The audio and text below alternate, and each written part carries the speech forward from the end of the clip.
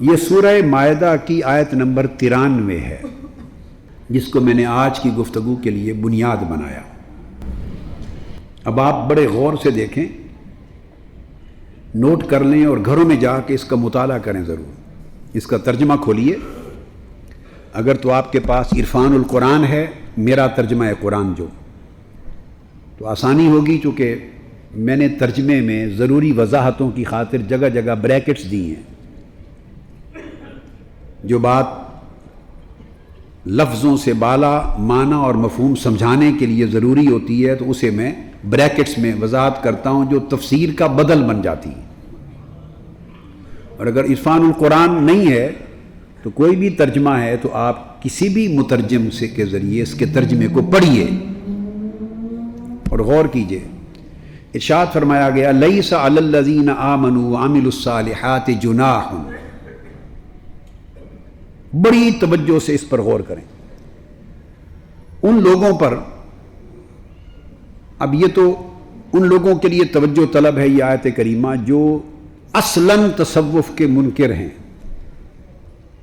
اور تصوف کے وجود کو قرآن سے سنت سے اصلاً نہیں مانتے،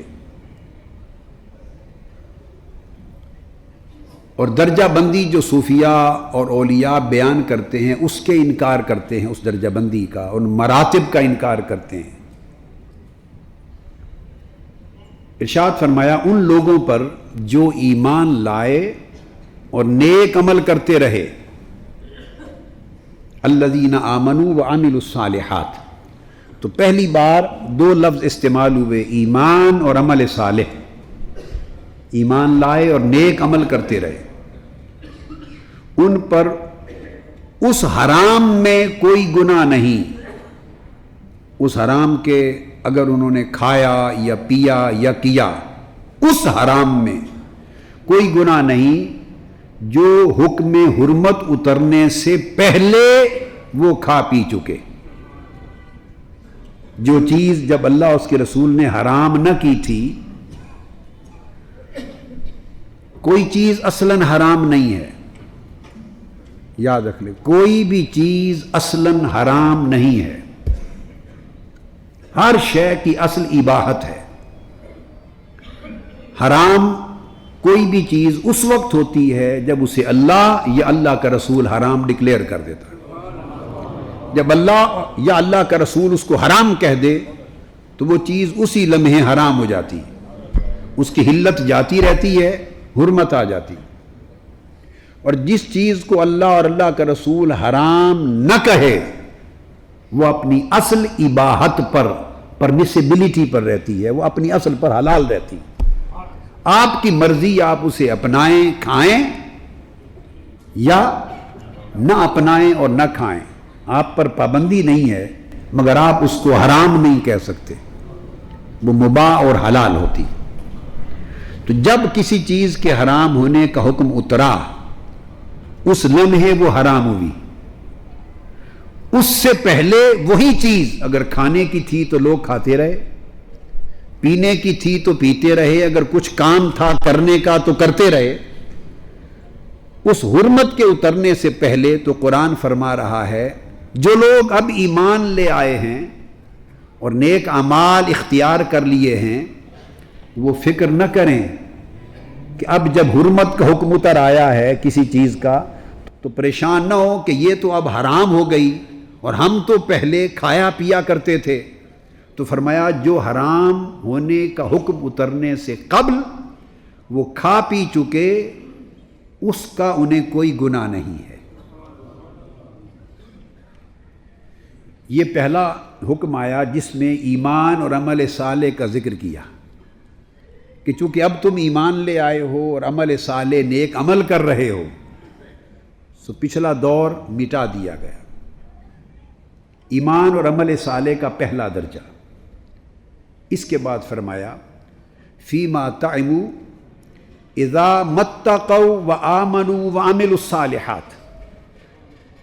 اب ذرا بڑی توجہ سے دیکھیے، پہلے دو چیزوں کا ذکر کیا تھا کہ وہ لوگ جو ایمان لے آئے ہیں اور عمل صالح کر رہے ہیں، ان پر پچھلے زمانے کا حرمت اترنے سے پہلے کے حرام کا گناہ نہیں. کتنی چیزوں کا ذکر تھا؟ ایمان لائے اور عمل صالح کیے. اب فرمایا اذا متقوا وآمنوا وعملوا الصالحات. فرمایا جب کہ وہ بقیہ معاملات اور بقیہ زندگی میں تقوی اختیار کیے رکھیں. اب 3 چیزیں، ایک چیز اللہ نے بڑھا دی، جب کہ وہ تقوی اختیار کیے رکھیں اور دیگر احکام الہی پر ایمان لاتے رہیں اور ایمان قائم رکھیں اور ساتھ اعمال صالحہ پر بھی عمل پیرا رہیں. اب آپ نے دیکھا کہ اذا کے بعد دوسری سٹیج میں جب بیان کیا تو اب 3 چیزیں بیان کر دی. پہلی بار ایمان اور عمل صالح 2 کا ذکر تھا، ایمان لائے اور نیک عمل کیے. اب دوسرے درجے میں اسی ایک ہی آیت کے اندر جب بیان کیا کہ بشرطے کہ وہ اب اس میں ایمان بھی لانے کی بات آ گئی، عمل صالح کی بات آ گئی اور ساتھ تقوی اختیار کرتے رہنے کی بات بھی آ گئی. اب ایمان، عمل صالح اور تقوی 3 چیزیں ہو گئیں. اس کے بعد اسی ہی آیت میں ارشاد آگے چل کے فرمایا، جب یہ 3 چیزیں بیان ہو گئیں، ایمان، عمل صالح اور تقوی، تو فرمایا ثم اتقوا وآمنوا. اب ثم بعدیت کے لیے آتا ہے. اب آپ دیکھیے کہ ایک ان کا ایمان لانا اور نیک عمل کرنا پہلے بیان ہو گیا، اور دوبارہ ایمان پر قائم رہنا اور عمل صالح کو اختیار کیے رکھنا اور تقوی شعار بنے رہنا، یہ دوسری بار ذکر ہو گیا 3 شرائط کا کہ اس میں تقوی بھی آ گیا. یہ 3 چیزوں کو بیان کر کے اب تیسری مرتبہ ارشاد ہوتا ہے ثم اتقوا وآمنوا، اور پھر اس کے بعد تمام حرمت کے احکام جب آ چکے اور دین کی تعلیم مکمل ہو چکی تو اس کے بعد پھر تقوی اختیار کیا مزید اور ایمان لائے. اب ایک سوال پیدا ہوتا ہے کہ یہ تیسری بار جو ایک ہی آیت میں ایمان آ رہا ہے تو کیا ایمان کا درجہ وہیں کھڑا ہوا ہے جہاں پہلی بار ذکر میں تھا؟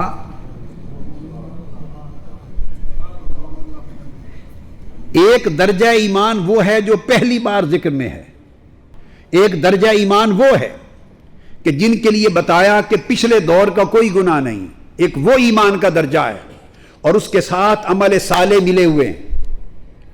پھر اس کے بعد ایک ایمان کا درجہ ہے، دوسرا درجہ جس کے ساتھ مزید عمل صالح ملے اور مزید تقوی اور پرہیزگاری ملی. تو بولیے اب دوسرے مقام پر جب اس ایمان کے ساتھ پھر عمل صالح اور مل گئے اور تقوی اور مل گیا تو کیا درجہ ایمان اور قوت ایمان اور کیفیت ایمان اور حال ایمان وہی رہا جو پہلے تھا؟ بولیے. وہ ایمان اپنے درجے میں، رتبے میں، اپنی تاثیر میں اوپر چلا گیا کیونکہ اس کے ساتھ تقوی مل گیا. اب جب ایمان، عمل صالح اور تقوی تینوں اکٹھے ہو گئے تو اس کے بعد تیسری مرتبہ رب کائنات پھر فرماتے ہیں ثم اتقوا وآمنوا، اور پھر تقوی شعار بنے رہے اور ایمان والے بنے رہے. اس کا مطلب ہے کہ اس ایمان، عمل صالح اور تقوی کے اس درجے پر اب ایک تیسری بار ایک اور درجہ بیان کیا جا رہا ہے ایمان اور تقوی کا. تو جس طرح ایمان درجہ بدرجہ بلند ہوتا جا رہا ہے اسی طرح تقوی بھی درجہ بدرجہ بلند ہوتا جا رہا ہے. کچھ وہ تھے جو ایمان کے پہلے درجے میں رہ گئے، آگے نہ بڑھ سکے، ان کے لیے بھی خوشخبری آ گئی کہ پچھلا گناہ نہیں اگر آگے خطا نہ کریں. کچھ وہ خوش نصیب ہوئے جو اس پہلے درجہ ایمان سے آگے بڑھ گئے اور عمل صالح کی میراث کے ساتھ انہوں نے تقوی بڑھا لیا، آگے نکل گئے. ان کا درجہ ایمان میں، صالحیت میں اور تقوی میں اونچا ہو گیا، وہ پہلے درجے کے لوگوں جیسے نہ رہے، اوپر کے درجے کے لوگ ہو گئے۔ اور جب انہوں نے اوپر کا درجہ ایمان، صالحیت اور تقوی میں حاصل کر لیا تو ان پر پھر شرط آئی ثم اتقوا وآمنوا، اور پھر وہ لوگ جو ایمان اور تقوی اختیار کریں تو بار بار کیا اسی درجے کے ایمان کی بات ہو رہی ہے؟ بولیے، بار بار کیا اسی سطح کے تقوی کی بات ہو رہی ہے، یا ایمان، صالحیت اور تقوی کی سطح میں، ماہیت میں، درجہ میں یکے بعد دیگرے بلندی ہوتی جا رہی ہے؟ یقیناً بلندی ہوتی جا رہی ہے۔ فرمایا ثم اتقوا وآمنوا، پھر جو متقی ہو گئے اور مومن بھی ہوئے، اور چوتھی بار پھر ارشاد فرمایا ثم اتقوا واحسنوا۔ آپ الحم سے والناس تک پورے قرآن کو پڑھیے، آپ کو پورے قرآن مجید میں علاوہ اس کے ایک آیت بھی اور دوسری نہیں ملے گی، اس آیت کریمہ کے علاوہ، جہاں ایک ہی آیت میں رب کائنات انہی لفظوں کو، اسی ایمان کو، اسی تقوی کو، اسی صالحیت کو، مگر نئے نئے درجے رتبے کے ساتھ بڑھا بڑھا کر اہل ایمان کے مقام کو بلند تر کرتا چلا جا رہا ہے، ایک ہی آیت میں۔ اب جو توجہ طلب بات ہے وہ یہ کہ پہلے مقام پر دو چیزوں کا ذکر کیا تھا، ایمان اور عمل صالح۔ اذا کے بعد جب دوبارہ ذکر لائے تو ایمان اور عمل صالح کے ساتھ تقوی کا اضافہ کر دیا۔ اب بندہ مومن بھی تھا، صالح بھی تھا، ساتھ متقی بھی ہو گیا، پرہیزگار بھی ہو گیا۔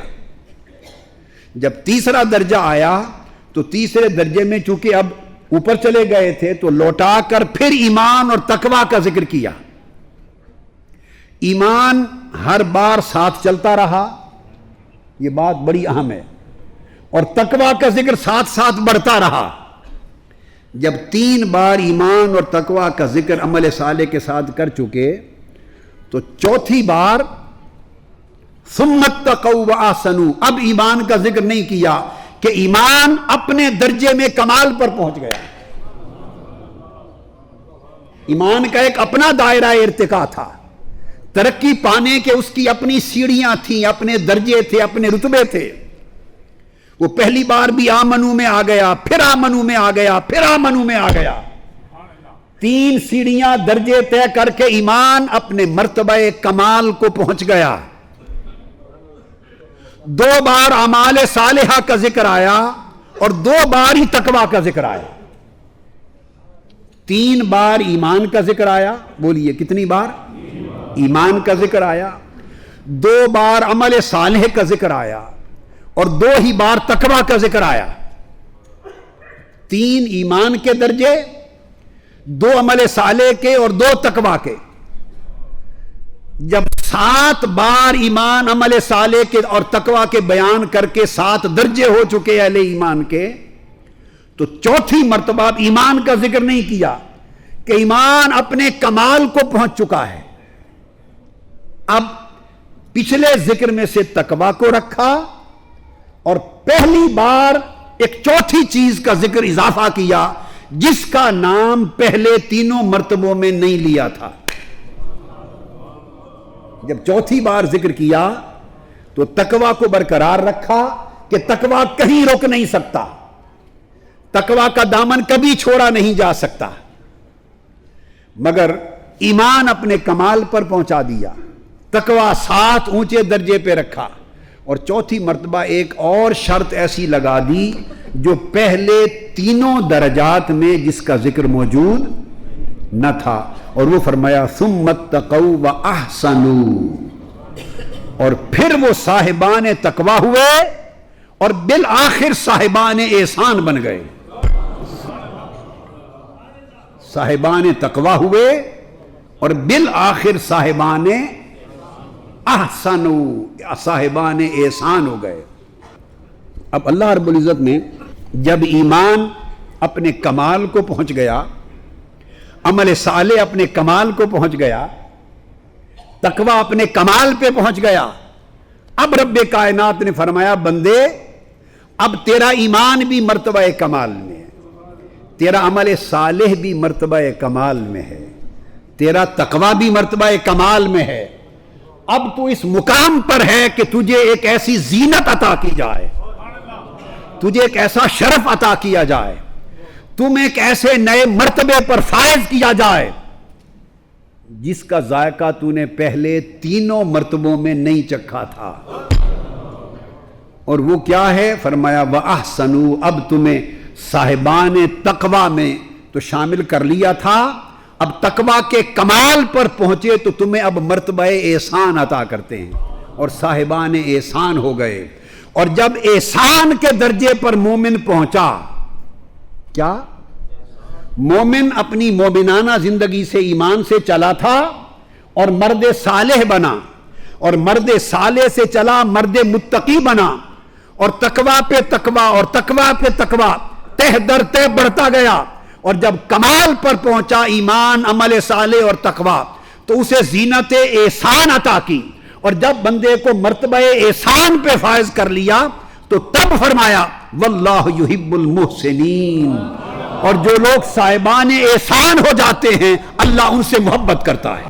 جو مرتبہ احسان پہ جب فائز ہو جاتے ہیں تو واللہ یحب المحسنین, پھر اللہ احسان شعار لوگوں سے محبت کرتا ہے, احسان والوں سے محبت کرتا ہے. قرآن اور حدیث کی اصطلاح میں احسان ہے, اور یہ وہی مرتبہ احسان ہے جسے بعد میں تصوف کا نام دیا گیا. قرآن جس کو محسن کہتا ہے, تاریخ اس کو صوفی کہتی ہے. اب آپ سمجھ گئے نا.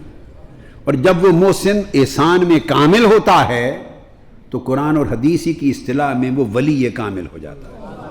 سورہ مائدہ کی آیت نمبر 93 تھی, جس کا میں ریلیونس بتانا چاہتا تھا کہ چوتھے درجے میں جا کر اینڈ پر باری تعالیٰ نے احسان کا ذکر کیا.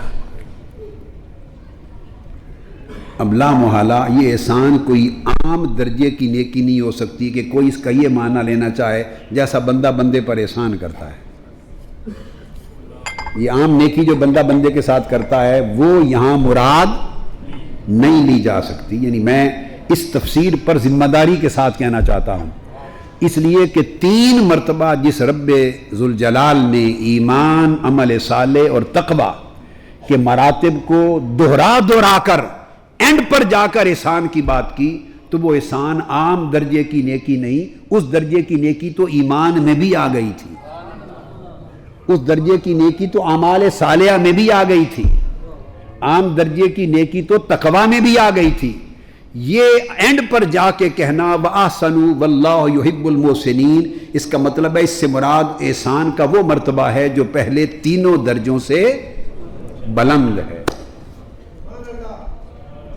اور یہ درجہ تصوف کا, سلوک کا, معرفت کا اور ولایت کا ہے. سب سے پہلے نئی ویڈیوز کو حاصل کرنے کے لیے شیخ الاسلام ڈاکٹر محمد طاہر القادری کے آفیشیل یوٹیوب چینل کو سبسکرائب کریں اور بیل آئیکن کلک کریں.